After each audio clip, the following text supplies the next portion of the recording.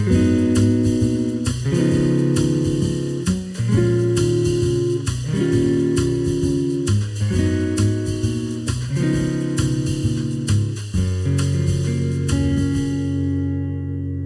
everybody and welcome back to the pod. I'm your host once again, Eric, and joined in studio with my lovely wife, Ashley. Hey there. All right, so we're back at it again, and we're kind of returning to an old classic that everybody knows and loves, Retro Games Podcast. So, all right. Part 5. Yep, 5 or 6, I don't know, it's one of those numbers. We lost count. So, my gosh. I know there's a crowd pleaser, so everybody loves when we talk about video games and everything, so... But yeah, okay, and today's topic in particular, I think you've been diving back into, because of Christmas, we ended up getting you a whole bunch of gifts related to this video game, but yeah, we're going to tell everybody in the audience what you're getting back into. This should shock no one. Tomb Raider, because I play that game all the time. Yep. Well, so yeah, you got me for Christmas 2 of these massive volumes of the Tomb Raider comics. Even I was surprised how big these things were. It's like, holy moly. They're massive books. And they're coming out with another one. I know. So, Volume 3 is coming out here. It's literally like the size of like this giant Bible. It's like, whoa. Well, but the other reason too about I'm getting back into Tomb Raider more is because they just announced that there's a new game coming out in, this year, 2026. They're coming out with, it is a complete remake of first game? The first game that came out in 1996. So 30 years later, it's a brand new redo of the first game, which I'm super excited for. And then in 2027, they're coming out with another game. I believe it's called Tomb Raider Catalyst. Yeah. And that's going to be like a continuation of, I guess, the canon that they're building, or like the new storyline with Lara Croft. So there's also a movie or TV series coming out too. With Sophie Turner. Sophie Turner is Tomb Raider. Which, I think she looks good as Lara Croft. Like, I saw her, like, they did, like, the wardrobe test or whatever. I think she looks good. When I see Sophie Turner, I think of Game of Thrones, and I'm just like, I don't see it. But when I thought the same thing, but then when I saw the wardrobe test, I'm like, okay, I have a little more faith in this. I'll give it a shot, but I'm skeptical. Cautiously skeptical, if that makes sense. So... I don't see Sophie Turner being the Tomb Raider. I'm just like... I didn't either, but I thought she looked good, and I think, hopefully, I think she'll be able to pull it off. Maybe. We'll see. But, so you never played Tomb Raider ever? Nope. I was very anti-PlayStation growing up, because once again, I was a Sega Sonic guy all the way, and Sony came in, and they were just kind of like the death nail to Sega, especially the Dreamcast back in the day. So I always had, like, this weird kind of, like, I don't know, like, anti-Sony PlayStation kick, even though they have my favorite game, Dark Cloud, and everything. I don't know. It's kind of like a love-hate relationship with Sony, if that makes sense. So yeah, I never really got into a whole Tomb Raider. So, and the other thing too, I wasn't allowed to have video games back then, so I couldn't get into the craze back when we were in grade school. So I still think I missed it. Especially if you played the newer games, I still think you would like them. Probably. Like I said, I like Assassin's Creed, and they kind of follow like a little bit similar type of, chemistry with each game, because you're trying to basically solve puzzles as you're like, going through all these different tombs and everything. See, because so they came out with the remasters of 1 through 6. And I kind of did it back. So I actually just recently replayed the new trilogy. There was Rise of the Tomb Raider, Shadow of the Tomb Raider, or there was Tomb Raider, Rise of the Tomb Raider, and Shadow of the Tomb Raider. I just replayed those. And I gotta say, like, when those first came out, I was kind of like, this isn't Lara Croft, she's whiny, and I understand they're trying to, like, reboot this, the series and whatever, but... It felt more survivalist than actual, like, tomb raiding, because Lara Croft, back from, like, the original days, wasn't she more badass? Pulls out her guns and just goes right to town, killing a temp... She don't take no shit, okay? Yeah, kills a T-Rex right off the rip. And that's why, like... playing the remastered version after playing the trilogy, I'm like, yes, this is the Lara that I am used to. This is what I want to play. Yeah. Because, she doesn't pull any punches, and she don't care. And the more, like I said, the more modern games, she's trying to, like, become the Tomb Raider and all. Which I understand. They feel more survivalist, but here's the thing. I feel like the last one just becomes like a call out for Jonah in half the game. Like, Jonah, oh my God, Jonah! And they're not even a love interest. I'm like, what the heck?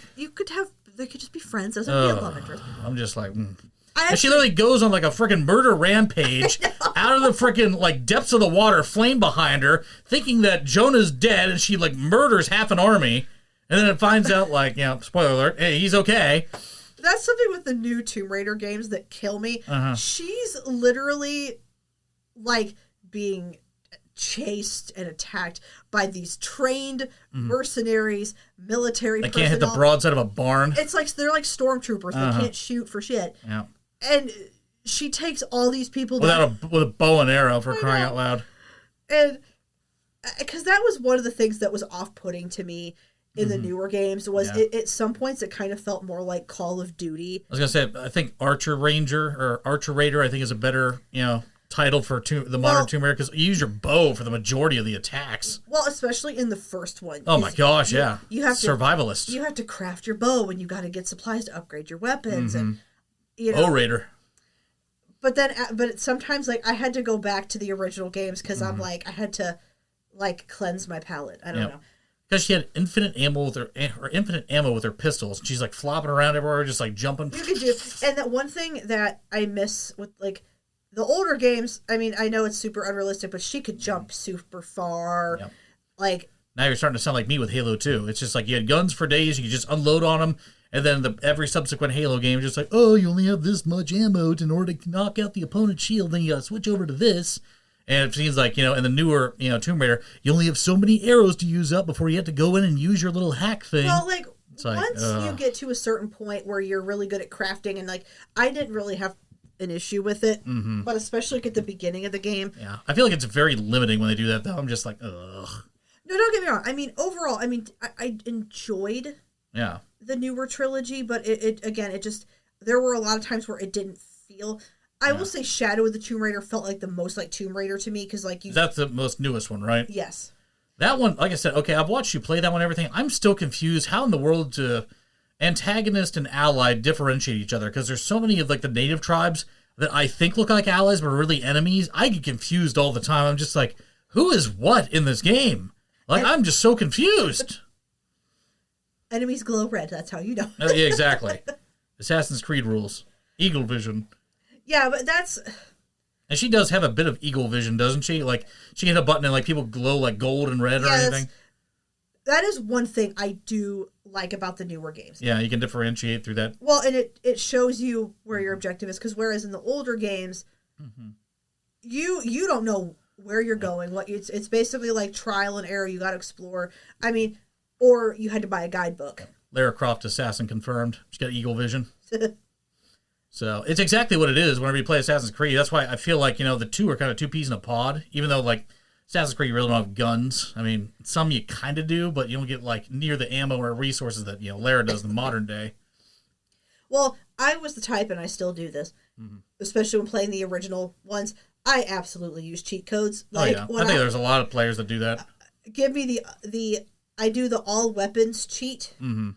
And usually when you do that, it gives you a shit ton of ammo. Yeah. And grenade launchers for days. Well, the first game, because I'm replaying the first game right now, and you get pistols, Uzis, magnums, a shotgun. And you don't... Do you get a grenade launcher in the second one? Or is it the third one? I think it's the third one you get a grenade launcher. You know that more than I would, because like I said, I've never really played any of the Tomb Raider. Like, I think I dabbled a few moments in them, but... I'm trying to think if any of my buddies actually had Tomb Raider. I feel like a lot of your friends probably don't play Tomb Raider. James had PlayStation. Did he have Tomb Raider? I don't think he did. I'm sure my cousins did, because they had a copy of every game. Some of your guy friends played Tomb Raider because she's got huge boobs. And I feel like that's why most guys played Tomb Raider, because of the boobs. Yeah, we played Twisted Metal, and we played Gex, I think was like the big thing. And Spyro. Spyro the Dragon was fun. And Crash Bandicoot. I don't know. We were kind of more into like cartoony stuff, or like stuff that was like destructive.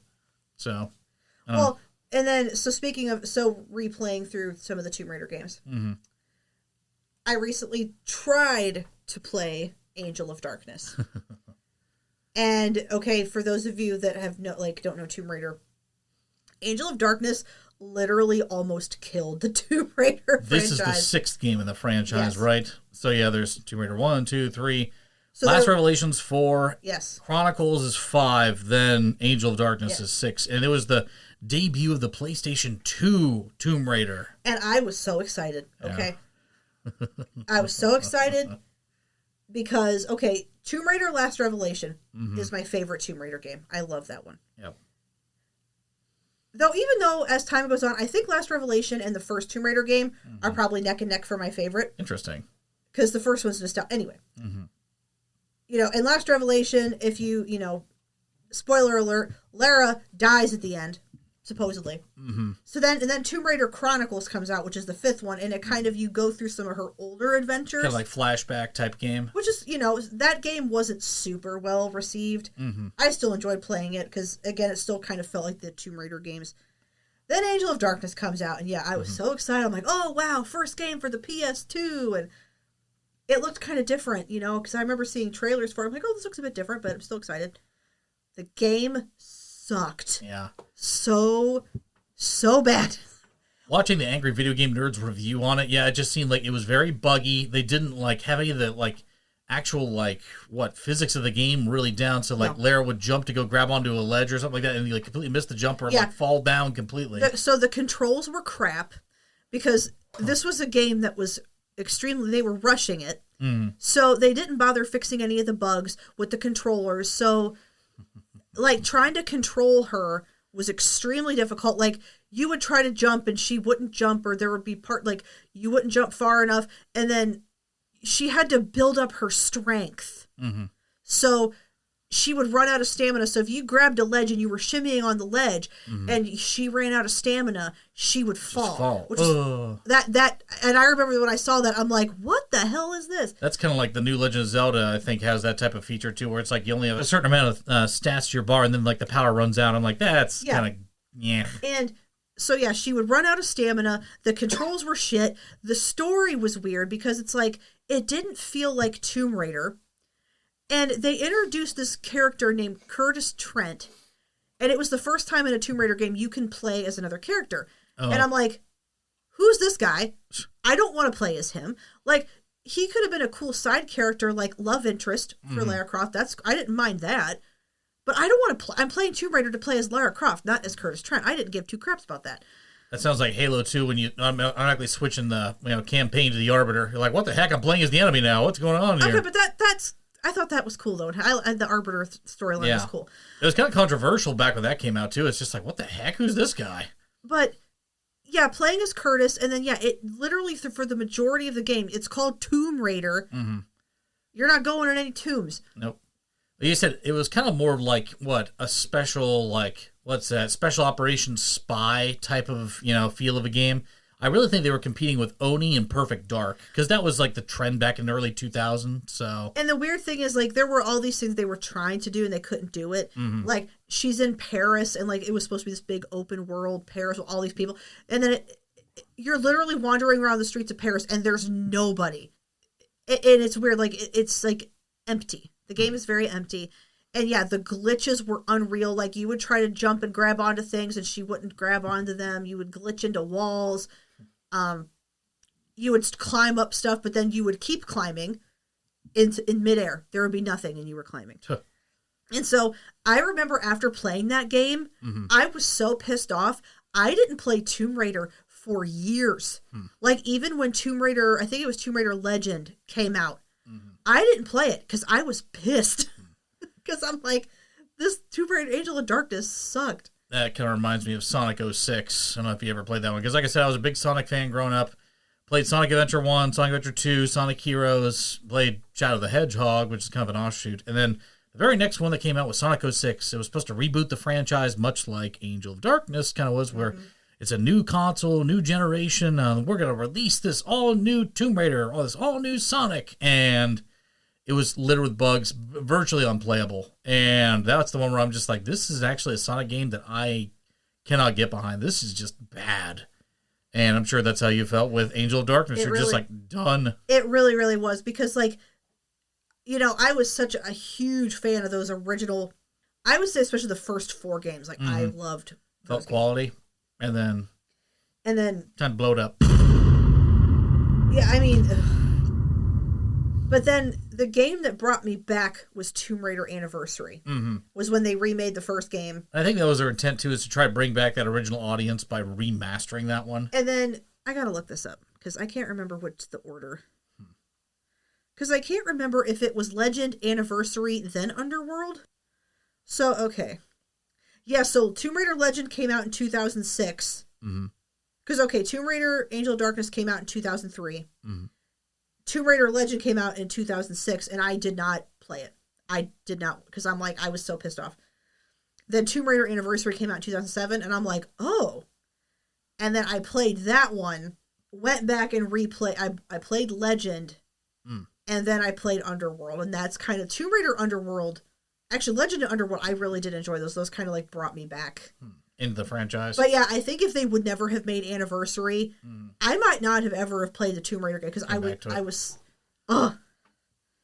Because going back to Tomb Raider, like, okay, it first debuted in 96, I think. 1996. When the PlayStation first came out. And it was kind of revolutionary for the time because it would actually have a female protagonist. Mm-hmm. Which there weren't many of. There weren't many. So I'm sure that was inspiring to you in a lot of ways because it's just like, wow, you get to play as like a female lead character. Well, that's one of the reasons why I liked Metroid so much. Mm-hmm. Because, you have Samus. Mm-hmm. And because I just thought it was cool. I'm like, oh, wow, she's a girl and she's cool and she kicks butt. And, Well, I always looked at Tomb Raider as kind of like, the lady equivalent of Indiana Jones in the modern setting. Yeah. So she was, cool. She could, she basically was exploring ancient ruins. She could find all kinds of like mystical artifacts, very similar to Indiana Jones and stuff that kind of bordered on ancient and supernatural, same type of feeling. So Indiana Jones would go explore, for the Ark of the Covenant, and Tomb Raider would go and explore Atlantis for like, special whatever she was trying to find there. Well, it's hilarious though because in the very first game, one of the things about the Tomb Raider games, especially the earlier ones that I loved, was you could go in her house. Mm-hmm. And in the very first game, when you're in her main foyer, whatever you call it, she has the Ark of the Covenant just sitting. Right there by the door. Yeah, it's like, oh, hey, there's the Ark of the Covenant. But yeah, I remember going... Actually, I think it might have been my cousin Morgan who introduced me to Tomb Raider. Really? So, I was really little. It had to be 96 or 97. Yeah. Because Morgan was super into video games. Yeah.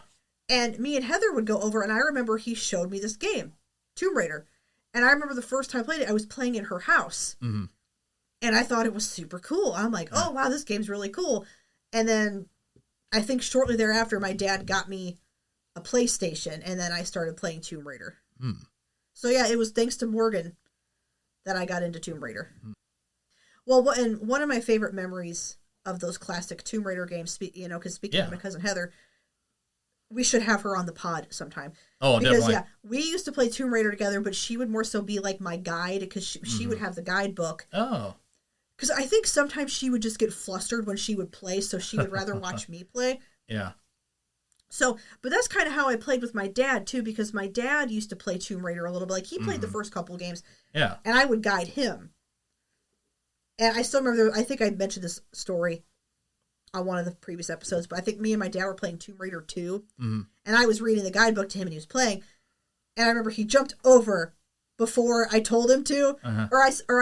I said, okay. You said jump. I said, jump over the platform, you did that, but watch out for the spinning blade. And he jumped right into the spinning blade. Like, oops. Good memories. But yeah, so Heather and I would do that. She would guide me through the game and everything. And that's cool memories, too. Oh, yeah. Looking back on those days. Did you ever rent Tomb Raider, or did you own it? I owned it. Okay. Oh, I owned them, yeah. Because I'm sure there was a lot of people, once again, my cousins, too, they would go out to video rental stores, and they would just be able to, like, burn copies of the game, and then you just own it at that point. Yeah. So, which is really cool. That was a big thing back then, too, because you could basically just take a disc, burn it, and boom, you got a copy of the game. But yeah, I think... so we were talking about when the new game comes out this year, that she's going to come over. You guys play it together? Yeah. There we go. But yeah, when the new Tomb Raider game come out, because I'm really excited because it's a complete... Okay, so this is technically the second time they've remade the first game, but I'm really excited because it's like in modern graphics, and like I'm really excited. It actually looks like movie theater quality type stuff. Oh yeah, I was looking at the trailer. I'm like, holy shit! It does look really cool because remember we were both watching it together. I'm like, oh my god, for a Tomb Raider game, like it's pretty impressive. So, and it's actually badass Laura, not Jonah, oh my God, Jonah. I know, like, Just but it's so funny to you just get over it and just be badass woman. Like, I couldn't. The one thing I hated, because, like, okay, you're used to, like, dual wielding pistols. Yeah. And all 3 games, like, I think there was a couple moments where she was dual wielding pistols. There's still a few and far between them, But it's wasn't like, I'm tired of the bow and arrow. Mm-hmm. I'm tired. Just give me my dual pistols. I think some critic actually called her, instead of Jonah and the whale, it was like Lara and the whale, because she's like wailing for Jonah the entire time. I'm just like, oh, that's like worse. I said, there are a lot of things I do like about the newer games. Oh, yeah. Like, they look aesthetically amazing. And the storytelling is good. Yeah. But yeah, I want the regular the classic Lara Lara. Croft. Like, that's why I'm so excited to play the new one. The super confident, take no nonsense Lara. Yes. It's just like, oh, get out of my way. Yeah, and it's so funny playing the earlier games. Like, yeah, she really didn't take anybody's shit. And then, like, in this one, wasn't she, like, mulling over, like, killing her first bunny or something like that? Just like, oh my God, I killed something. Lara Croft would not cry about I'm killing just like, a bunny. yeah, she's like, stone cold, stone heart, whatever. Yeah. Popping off mafia bosses over in frickin' Venice, just. And yeah, I do remember playing the first game, like the new one, the new Tomb Raider. I think it came out 2013. Mm-hmm. But it's so funny seeing, like, the newer, because a lot of people became fans of Tomb Raider with the newer games. Oh, yeah. And they go back and play the old ones. And they're like, I don't like this Lara. Well, guess what? That's the real one. Uh-huh. Well, once again, they're trying to, like, every new generation likes a different iteration of something. I'm surprised they haven't put Lara Croft in, Fortnite. They might have done that already. I have no idea. I know nothing about I was going to Fortnite. say, you know nothing about Fortnite, so they're probably just like, oh, that's a Fortnite player. So. But I know, sorry, I'm, like, dominating this with Tomb Raider. No. Like I said, that's your passion. Meanwhile, I've been playing Animal Crossing. This happy-go-lucky, animal life simulator where you go around talking to animals. They go, I was laughing the other night, kind of still on the topic of video games. Mm-hmm. So here you are, playing Animal Crossings, cute little fuzzy animals. And, things like, and I'm in the living room reading a horror novel called What Moves the Dead. Uh-huh. Very on brand. So, yeah, once again, I'm kind of cool, happy-go-lucky. So I'm sitting there playing my game, collecting bells, paying off the debt to Tom Nook. Actually paid off almost all my debt now, too. It's great. So, kicking butt. I got, like, the 3-story house and everything. I'm playing the original GameCube version of Animal Crossing, the OG. And I got all the bells and whistles for it, so I'm having a good time. I'm still looking to get an action replay, though, because apparently to get an action replay, it'll unlock a special thing that'll allow you to play, like, the original Mario game, I think, in-game. That was one of the cool things about playing the original Animal Crossing. You could play games within a game, which I was just, like, mind-blown at the time. Just like, oh my God, I could play, Legend of Zelda in a freaking other game. So I thought that was just revolutionary for the time, and just like, this is great. And a couple of my other buddies got into that too. Like, Jeremy really likes Animal Crossing. Didn't you let him borrow Animal Crossing? Yeah, I let him borrow, I think, City Folk. So he's playing that right now. I'm sure he's having a blast. And then Kevin, of all my friends, he actually got into Animal Crossing too. So we actually started, like, our own little, like, village together. I'm just like, that's kind of cool.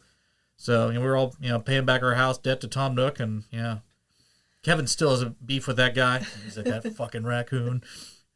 Surprisingly, I've never really gotten into Animal Crossings. I don't know if it's your, kind of your speed of game. Although you do like a life simulator like Sims and everything. I do like The Sims. Yeah. But Animal Crossing, like I said, the talking animals can be a bit much because they all have the same. So, yeah, that could get annoying after a while. Or like hearing, like, they have different, like, pitches too. Like, you talk to, like, a bear and it'll be like. The deep voices kill me. Yeah, it's hilarious. So, I'm still kind of differentiating if they are actually speaking the dialogue they're saying on the screen or if it's just literally incoherent, just babbling. Like, I couldn't tell you. I don't know, because it looks pretty spot on. I'm just like, did they just, like, speed it up and pitch it up or down? But maybe. Yeah, because it looks like, it kind of sounds like they're saying something similar to what's being displayed on screen, but I don't know.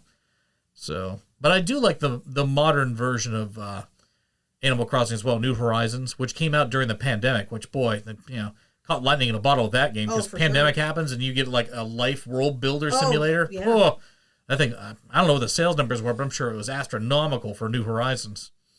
They also did that partnership, like, kind of pseudo-partnership with Doom, because Doom Eternal came out the same time New Horizons did, and the crossovers for the fandoms were hilarious. Oh, yeah. Mm-hmm. Where they had Isabel basically with Doom Guy, and they were like, dominating over like a bunch of different demons in hell. Oh yeah, I know what video you're talking about. Yeah, and then he comes over, or Doom Guy goes over to the Animal Crossing land, and he's like sharing like a little teacup, tea party with Isabel. Fantastic. Good crossovers. I'm trying to think of games I used to play that I haven't talked about on here, but I feel like... Yeah. Well, okay, so I know I've talked about this before, but just recently, so Final Fantasy IX, I've talked about this before, is one of my favorite Final Fantasy games. Mm-hmm. And so, not to be a Debbie Downer, so like last year, my cousin Jake passed away. We actually found out it was January 1st last year he passed away. Mm-hmm.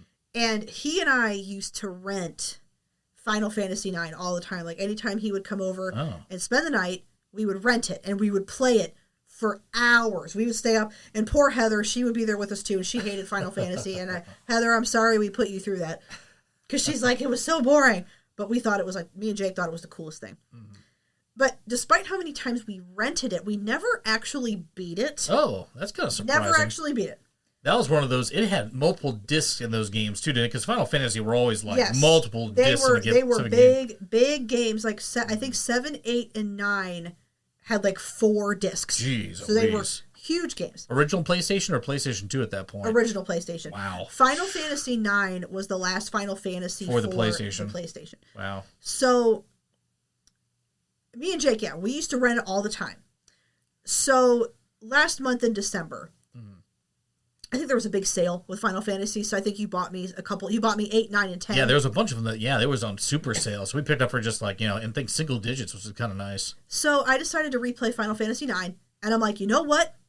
I'm going to finally beat this sucker. Mm-hmm. And it took me several days, but I finally beat it. And the ending of that game is very emotional anyway. Mm-hmm. But I started thinking about my cousin and, because I never really felt like I got closure with his death because it happened so suddenly, and I hadn't talked to him for a long time. And so I beat this game finally. It's emotional. I start thinking about him, and I'm sitting on the couch bawling my eyes out. Well, you remember, you came out. I was bawling my eyes out just thinking about, because like the one character named Vivi, you find out I don't want to you can spoil it. So you find out he dies, and it's very emotional, and it's talking about life and death, and weirdly, cryptically symbolic there. And how even after death you'll meet again. And I'm sitting I'm just like bawling my eyes out. And I remember you came out, and you're like, "What's wrong?" Are you okay? Yeah.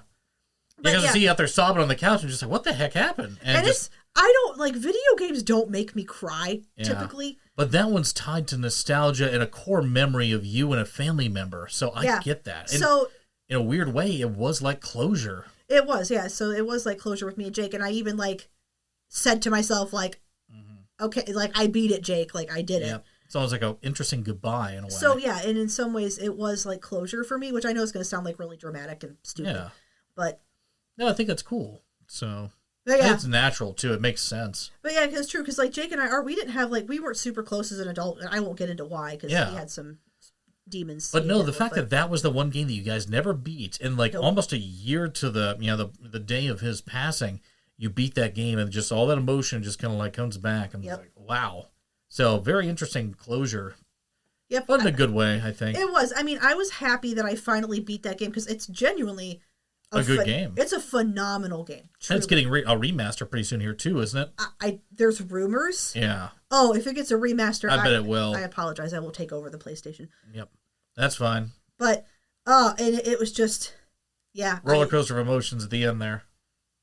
I was trying to think of one game that I play. Actually, I was mentioning this too, another Sonic game. The one game I stayed up like 2 days straight for, Sonic Heroes. Oh yeah. Beating all those different things, and that was the one game I think I probably went the hardest on. So that was interesting. I never played any of the Final Fantasies, though. I'm trying to think. Well, you don't like turn-by-turn combat, though. Yeah, like I say, it can really drag on, because I've done that before in a game. I'm just like, okay, let's just get this. I'd rather just, like, hack the enemy, real quick, and off you go. Kind of like Fable. Ooh, sorry. Well, so I played Final Fantasy IX, and then I went back because I played Final Fantasy VIII, and to me, 8 was such a letdown. There's a whole different type of feel because wasn't it more like it didn't really feel like a fantasy. It felt like it was more serious. It was more like you're in some futuristic military academy. Yeah. And I kind of like, that's why I like Final Fantasy IX, because it truly feels more like fantasy. Uh-huh. And I got that vibe too, because when you were playing 8, I'm just like, this feels very stale and like... Yeah, and it didn't hit the same, and I got pretty far into it, but I'm kind of like, it doesn't hit the same. But I still have to replay Final Fantasy X, because Final Fantasy X is a great game. I am curious to see your reaction to playing, I don't know if you played the first one, but I think the second one you probably really get into, Dark Cloud 2.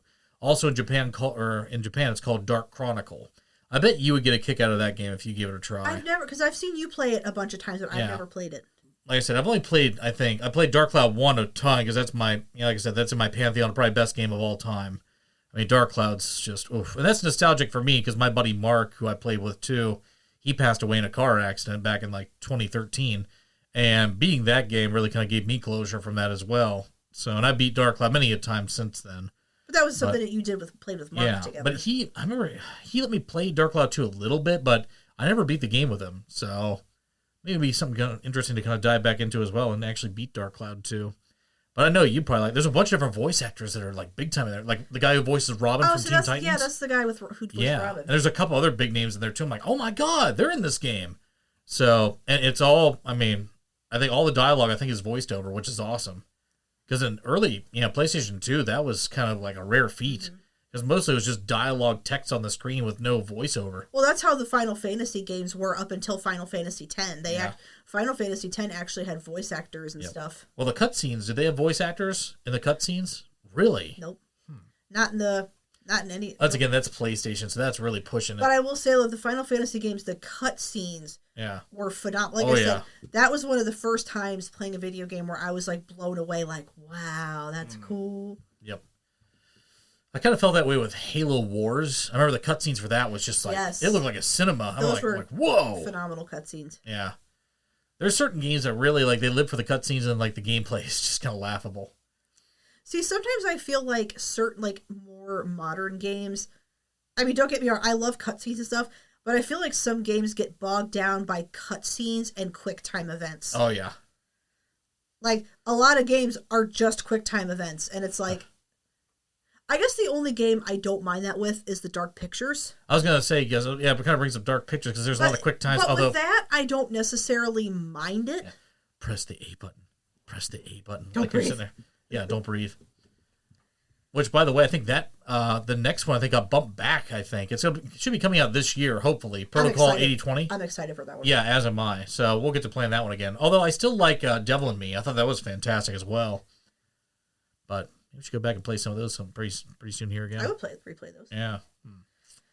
Man, okay, I'm trying to think of other games that I used to play. Like going back to Animal Crossing, actually spinning off of Animal Crossing, kind of like similar thing with Nintendo. Talking to a coworker of mine, Andy, good friend with Sean as well, got to talking about, like, he actually fired up Pokemon Blue with his son. It was the first time his son really ever got to play Pokemon with him, and his starter, believe it or not, is Bulbasaur. So he chose to start a game with Bulbasaur. So, once again, my go-to, always Squirtle. I know yours is Charmander. Yeah, absolutely worthless. I mean, but does it surprise you, though? I have a lizard, and I chose Charmander. I mean, come on, it makes sense. Trying to live life on hard mode in Pokemon. Seriously, the first 4 bosses, good luck. So, actually, I know the 4th boss, I guess, would be okay. It's Erica. Here's the thing. I never had issues with it. Yeah. I never did. Just build up a strong side team, and you're good to get through those first 3. Yeah, that's what I mean. I got other I never had an issue with it. Yeah, Squirtle's goated. I just walk through all of them. Sit there and blast Brock with a bubble.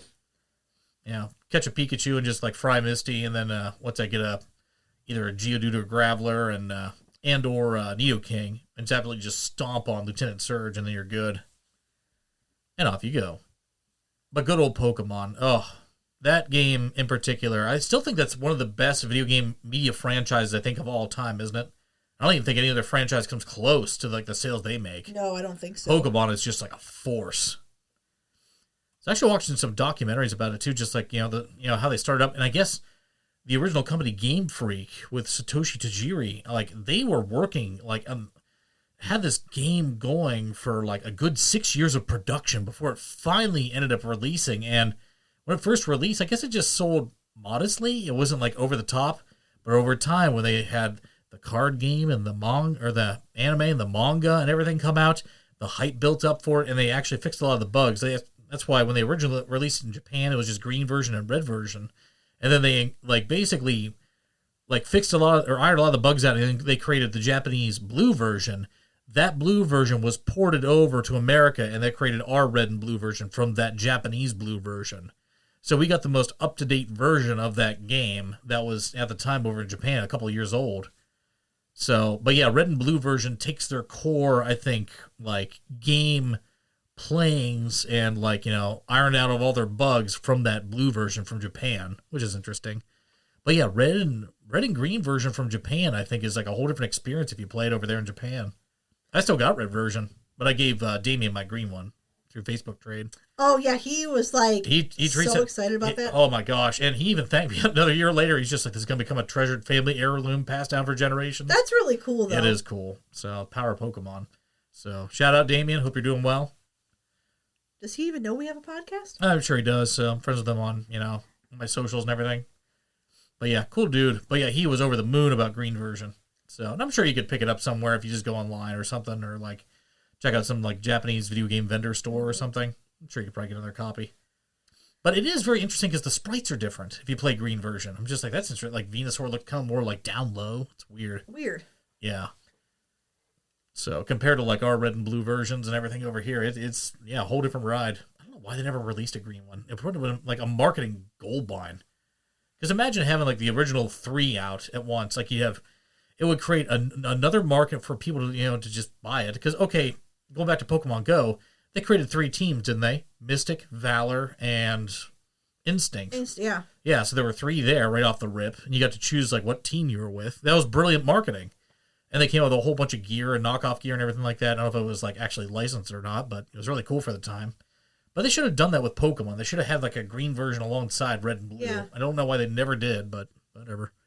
But yeah, Pokemon even still today, I cannot wait for future generations of that game. It's going to be awesome. Because Pokemon Go is, and believe it or not, this July, it's the 10-year anniversary of when that released. The last time we knew peace. That was a heck of a ride back then, seriously, too. The summer of Pokemon Go, I feel was the last time we experienced true peace. There was that. I feel after it really caught on, 2017 still, I think that was awesome, too. Because I think that's when they invented the raids. And it was some big spectacle, and Team Mystic won. So you had Articuno and, Lugia, I think, in all the different gyms that you could try and, win right off the bat. That's really cool.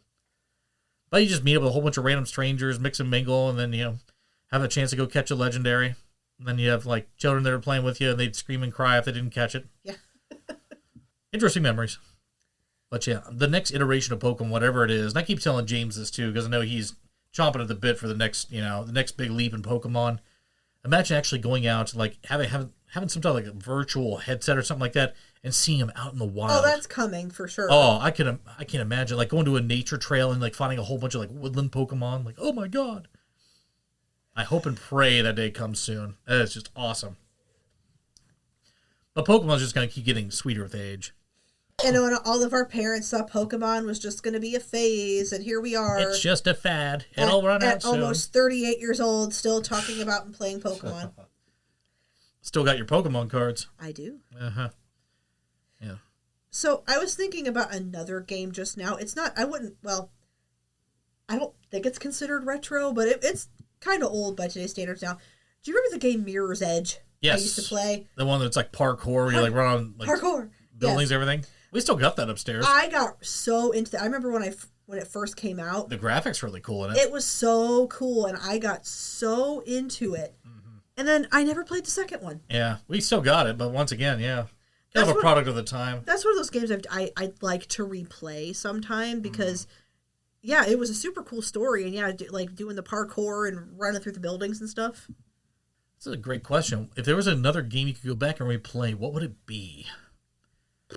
There's a lot of great games out there, and that's the thing. As time goes on, and I keep on playing more new games that come out, it's it's tricky to go back and replay old games. I just sit there and think about, when am I going to have the time to go back and rebeat Ocarina of Time again? Because I know it's a classic. I played it a million times, but just to go back and replay it just for fun again, it's just when? Man, a game that I want, because I'm trying to think of one that I haven't played in a really long time that I'd like to replay. That's a good question. Yeah. Even I kind of sit there and think to myself, I go through waves where I'll play games like, I'll play Batman for a little while and that kind of ebbs and flows. And then it's like, okay, Assassin's Creed for a little while and that ebbs and flows. So it just kind of depends. And then Pokemon, I think, is slowly starting to grow back with me again after talking to Andy. I'm just like, it'd be kind of cool to dive back into the red or blue version again. God, I'm trying to think, because I want to think of a game that I genuinely have not played in a very long time. Well, I mean, okay, you just, since you got me Final Fantasy X, I do want to go, because I don't Replay all the Final Fantasies? Well, Final Fantasy X for sure. I think I was in middle school. The last time I played that, middle school. Maybe I played it again in early high school. Huh. And that's the last time I've played it. Yep. Time kind of slips away and you kind of get, away from a game. Actually, another game that I'd like to replay is the first Silent Hill game. Oh, there you go. Because I haven't played that in ages. Trying to think if we have that game. Is that PlayStation or PlayStation 2? No, PlayStation. Oh. Silent Hill 1. Did Silent Hill 2 come out for the PS2? I think that one was for the PS2. Pyramid Head? Yes. But yeah, the first one. I know we bought a collection for the Xbox, or I think it's the first, or the second, the third one. I don't know if we have the first one, unless you own it from like the original PlayStation way back when. Here's the thing: I never actually owned it. I rented it. Oh, but interesting. It might be worth another look at, because PlayStation 2 is still backwards compatible. We can still play it. That's the thing.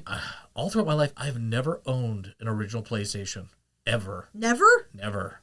Once again, because I couldn't, own a console back then. Yeah, your mom and dad would. So I ended up getting a PS2 later in time. And I've always had that, and now it's always backwards compatible. So there was no reason to go back and get a PlayStation 1. My cousins had one. My friends had them. But yeah, never did. See, yeah, my mom had no interest in video games. Nor did my mom. But my dad, because we had Your dad was more tech savvy, so he liked all the video games and he's stuff. actually talking about putting a game room in his house. Like, he wants to get some retro game systems. Yeah, he wants to ask my input on things. Like I said, I'll show him how to daisy chain all the old systems together and all that good stuff. Maybe one modern system, but yeah, because he's... Oh, yeah. Your dad likes the retro stuff, though. He does, so. yes. That's, I'll figure out some, daisy chain system, kind of like what I have in my office, where it, links all the game consoles together. I'm sure I'll, have a great time with that one. Like I said, if you're going to go the retro route, get a Retron. That's what I advised Kevin to get as well, because Kevin and his wife, when they moved in their new house, he wanted to play, the old games, like the Super Nintendo and Genesis, and I said, get a Retron console. They're newer. The controllers you can link up, I think, either the original controllers or, they come with, their own wireless controllers. I think are, half decent now. And that's really the better way to go if you're going to play, retro games. Speaking of old games I want to play again, yeah, I want to play Mario Paint. Is that... Oh, my gosh. Or was that... Okay. Was that... Oh, it was on the old DOS computer. But no, I remember there was... I think it was for the Nintendo. And you had it was like a pad you plugged in. They did have that, too. And, yeah, you had a pen, and it was was that Mario Paint? I think so. I'm thinking of Mario Teaches Typing on the DOS computer, because I remember I had that game. Well, I got to go to YouTube to My parents had an old DOS computer. I remember Duke Nukem for that computer, too. It was hilarious. Shot out the little squiggle gun. There's a bunch of old DOS games I go back and play again. I remember this hilarious old DOS computer game called Mixed Up Mother Goose, where you had to go around the little, basically you were a little character boy, you fell asleep, and and you're playing his dream world, and you're helping all Mother Goose's, different fairy tale characters.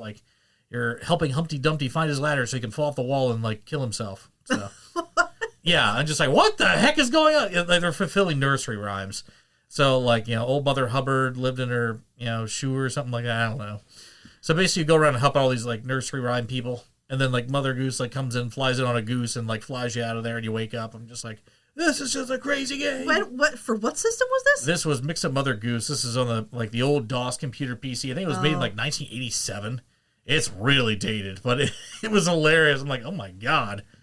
Blow the cobwebs off that game. Speaking of old computer games, because, I sucked at math as a kid. Mm-hmm. I remember playing Math Blaster. Oh, yeah. My old enemy, Math Blaster. I remember that game. I was actually half decent Math Blaster, so. It really wasn't that hard. Oh, yeah.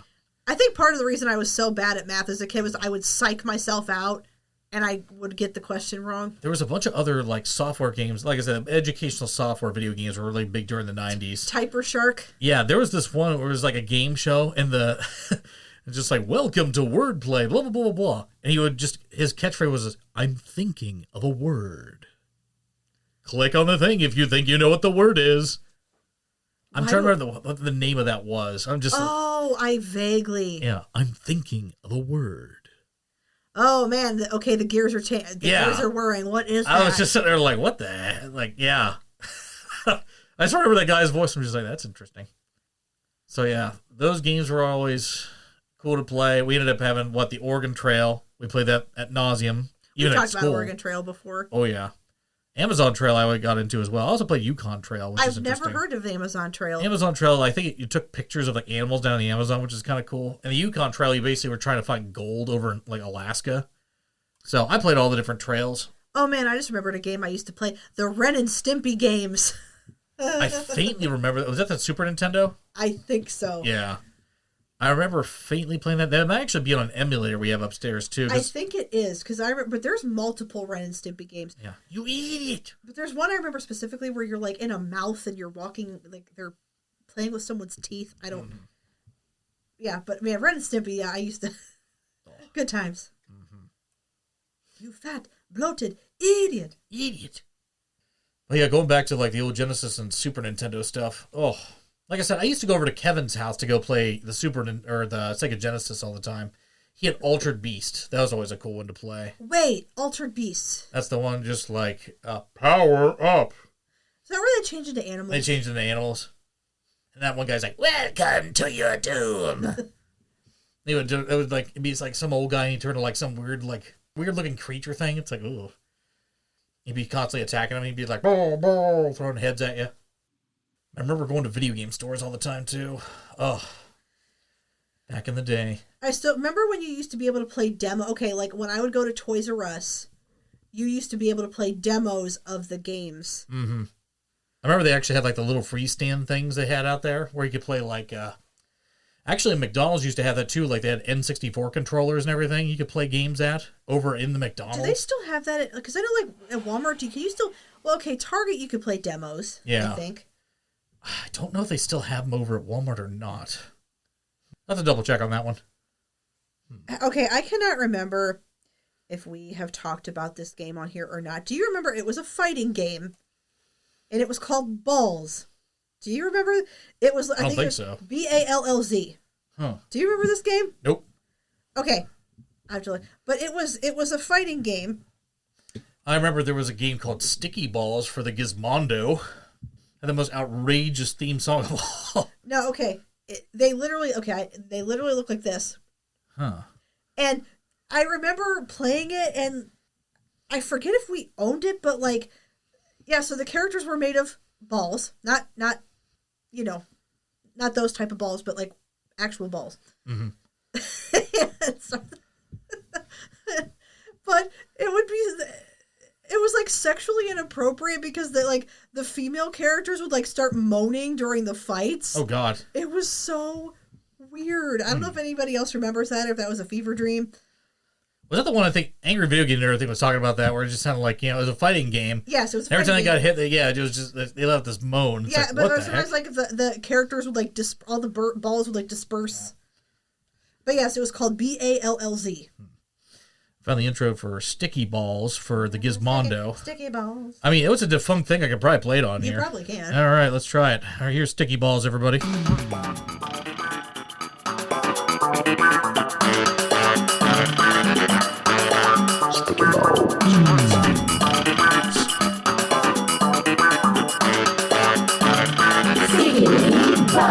You got blue walls, green walls, yellow and all. I'm gonna get them sticky balls. I mean, they had to know what they were doing with this freaking intro. Spring balls, strap balls, pick 'em up too. I'm gonna get them balls for you. I'm gonna get them balls. Back balls, orange balls, purple balls too. Stick 'em together and you know what to do.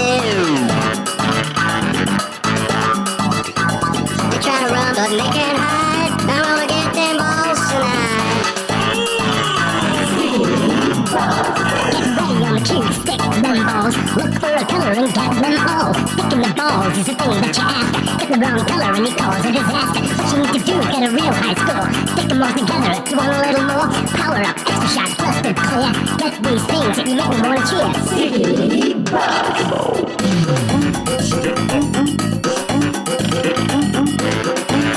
You get the gist. They absolutely knew what they were doing. Interesting theme song. But yeah, for an old defunct console called the Gizmondo, which I've never had. Yeah, I've never had that. I don't even know if Andy, who owns a game store, I don't know if he even has that console. With his vast amount of inventory, I'm sure. He might have it somewhere, so. I'm sure. Huh. I remember he was one of the first ones I ever played. The Panasonic 3DO was a really cool console, but also outrageously expensive. It was like $700 back in the early 90s, which would have been like over $1,000 today. It was absurd. There's only like a handful of games, I think, for that thing, too. I remember playing Jurassic Park. Good times. Still remember there was this other... It was a turn-based style RPG, very similar to Final Fantasy, where you played as a dragon in the opening. And then, after a while, I think this dragon got captured or something like that, and then you automatically, like... the story shifts, and you end up taking over, like, this little kid character. I'm trying to remember what the heck the name of that game was. Was it Chrono Cross or Chrono Trigger? I don't think so. No. Because I have looked high and low to figure out the name of that darn game. I cannot figure it out. It's one of those enigmas of the past that I've never been able to, like, really nail down. I'd love to go back and play it again, though. And like I said, usually turn-based style, like, RPG games are really not my cup of tea. But because you typically don't like those. Although, I do like Paper Mario. Paper Mario's that way. Like, it's you and one ally versus, like, you know, however many enemies. Haven't played Paper Mario in a while, either. That's a good game. And Jeremy's played the sequels to that one, too. He thinks those are pretty good. Still have yet to play those. I'm just trying... Because I'm trying not to, like, say the same games over and over again. Oh, no, I constantly do. Why not? I'm just... I wish I could think of my old collection and what I used to have. Well, I know kind of like, even though it's kind of retro, like going back to the 360 era, one game I've been playing just for like a leisurely, you know, game is, I think, World Series of Poker, where you can play with your Xbox 360 avatar. Is kind of cool. I'll go back and play that game from time to time. Sometimes I'll hit it jackpot big, and other times I'll lose a whole bunch of coins. So, I don't know. I'm not a fan of card games. I kind of like them. Yeah, I get bored.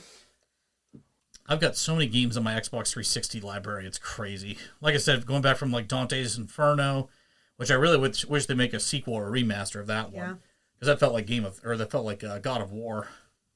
But, you know, I was thinking of this too, like, you know, so we're able now to play a lot of our older games on like these big giant screens now. Oh, yeah. But just funny thinking about being like playing all these old games on these little screens. Yeah, the square screens. Yeah, and it's like, wow. Mm-hmm. That's why a lot of them, like the old Duck Hunt, they don't port over to like the newer screens now. That's another game I would love to play, but yeah, you can't play it on a modern screen. You have to get like a special controller for it. Yeah. Good old Duck Hunt. Dun, dun, dun, dun, dun, dun. I loved that game. I thought it was so fun. It was very interactive because, yeah, I remember like the gun. I'm just like, oh my god, they gave you a freaking gun to use. I remember like the click of the gun. It was kind of like springy. Yep. I remember shooting that at the screen. I remember Dance Dance Revolution was huge too, which Kevin, like I said, he's starting to rebuild the entire Dance Dance like archive over at his house. Never realized how much that resonated with him.